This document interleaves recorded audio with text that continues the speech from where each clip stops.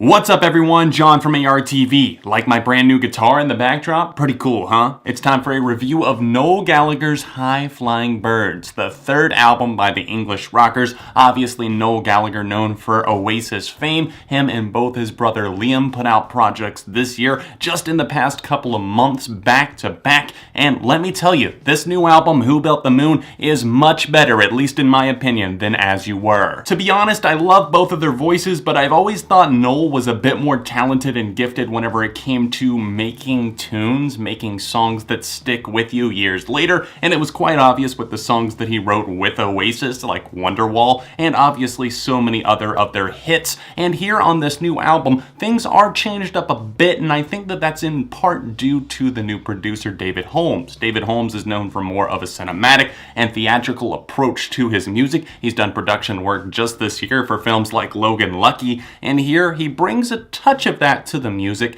and things as a result do sound different. There's traces of psychedelia built into these songs like they have been on their past records, and there's also newfound kind of upbeat trickling disco beats that skitter across the drums and obviously work their way into the guitar as well. There's a sense of urgency that runs through the veins of these songs, and I love the rhythmic guitars, and the bass stands out big time on so many of these tracks like Keep On Reaching and It's a Beautiful World, two of my favorite songs that come back to back, and another one where you can really just see that bass pummeling, and just adding a lot of extra texture to the track is one of the best songs that I think Noel has ever written in his solo career at least, or with his band the High Flying Birds, and that is kind of the title track, The Man Who Built the Moon. As soon as you flip the switch on this record and press play on Who Built the Moon, you're almost immediately met with a wall of sonic noise. You hear this kind of high piercing noise, and as that progresses you see a lot of varied instrumentation and kind of like a ringing bell that almost reminds me a bit of Pink Floyd or something that they would do on one of their more psychedelic acid wash trips. As the song keeps progressing forward, we learn that this is mainly an instrumental cut, but we can also hear Noel's backing vocals. You've got to get yourself together, he says in the background,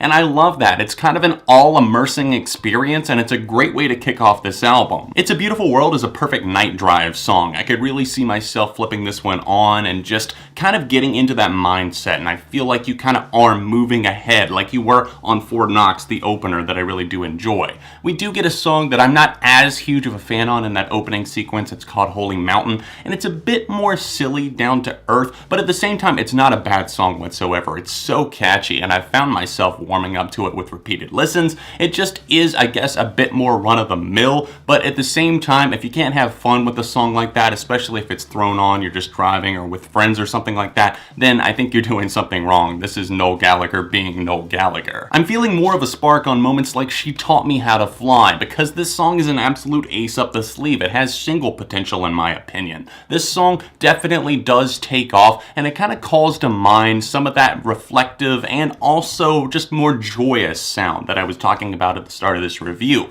He does unleash and unwind a bit here, and the chorus on it, you just want to keep coming back to it, and it is an extended chorus that you do hear several times because the song is closer to 5 minutes in length, but this one just really does keep coming back to me, as he says in the song. The Man Who Built the Moon is a great story. I love the meticulous bass, guitar, and drum work there as well, a little bit of a keyboard progression in the background, and then something like Black and White Sunshine adds a great guitar melody that does remind me of the 70s and some older styles of rock, while also bringing that Noel Gallagher and the High Flying Birds edge to it as well. I love the taste that I get off of Be Careful What You Wish For, which is kind of foreboding in a way, talking about how they'll give you this but not this, you know, they give you all of these things but you don't exactly know how to get to your end destination, and it reminds me a lot of Come Together by the Beatles. The way that the bass line and the guitar is tuned here, it definitely feels like it was done in homage to them, and I'm totally okay with that. I love the ending track, which is technically a bonus track. I love the interludes, which is Wednesday 1 and Wednesday Part 2, which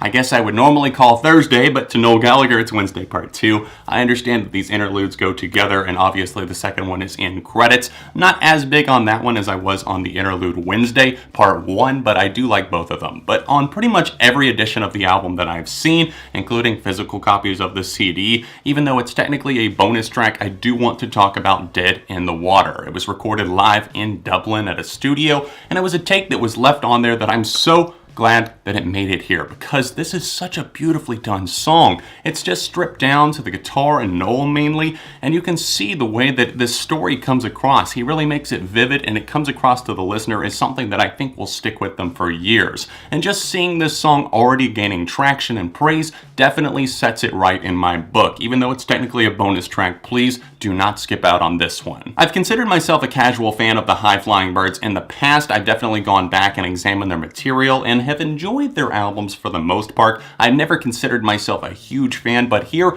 I think this is their most solid effort through and through, their best album yet. And me personally, I'm gonna give it a strong 4 out of 5. What do you guys think though? Did you like the new album from Noel Gallagher's High Flying Birds? Who built the moon? Let me know in the comments section down below, and please don't forget to drop a like on the review while you're here. If you want to see my review of Liam Gallagher's album As You Were, you can tap right over here, or another recent rock review, tap right over here. If you're able to support me on Patreon, it's greatly appreciated. It helps the videos keep coming on a monthly basis. It's the annotation over here in the corner or the top link down below. Other than that, you can find me at my socials linked in the description, and I'll see you very soon on ARTV.